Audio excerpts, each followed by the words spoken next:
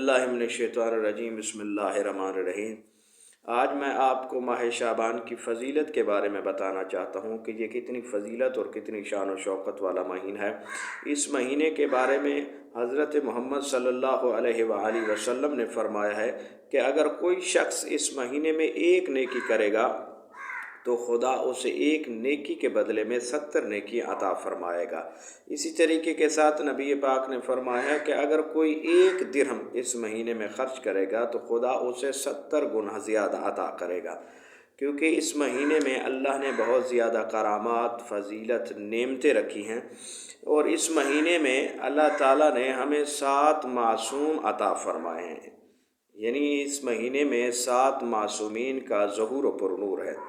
یکم شعبان کو be be زینب سلام اللہ علیہا شریکت الحسین کا ظہور و پرنور ہے، اور 3 شعبان کو امام حسین علیہ السلام کا ظہور و پرنور ہے۔ 4 شعبان کو علمدار کربلا مولا عباس علیہ السلام کا ظہور و پرنور ہے، اور 5 شعبان کو امام زین العابدین علیہ السلام کا ظہور و پرنور ہے۔ 7 شعبان کو شہزادہ علی قاسم علیہ السلام کا ظہور و پرنور ہے، اور 11 شعبان کو شہزادہ علی اکبر علیہ السلام کا ظہور و پرنور ہے۔ اسی کے ساتھ 15 شعبان کو امام زمانہ سرکار علیہ السلام کا ظہور و پرنور ہے کہ جس امام کی ہم رعیت ہیں، جس امام کے نام کے ساتھ قیامت کے دن ہم نے کھڑا ہونا ہے، اس امام کا ظہور و پرنور جو ہے اسی مہینے میں ہے۔ اسی مہینے میں شیخ عاملی نے اپنی کتاب میں لکھا ہے کہ کوئی شخص نیمہ شعبان یعنی 15 شعبان کی رات کسی کے گھر، چاہے کافر کا گھر ہو، چاہے مشرک کا گھر ہو، چاہے مومن کا گھر ہو، چاہے منافق کا گھر ہو، کسی کے گھر نیمہ شعبان کی رات اگر کوئی بچہ دنیا میں آئے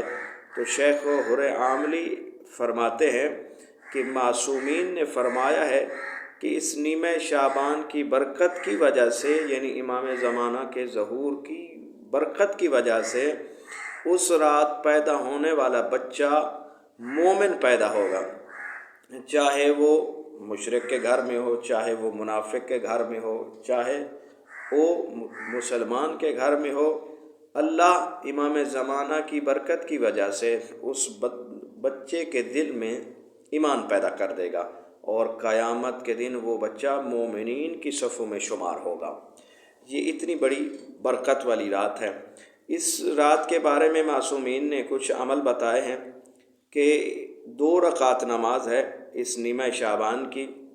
معصومین نے فرمایا ہے کہ اس نماز کو پڑھنے والا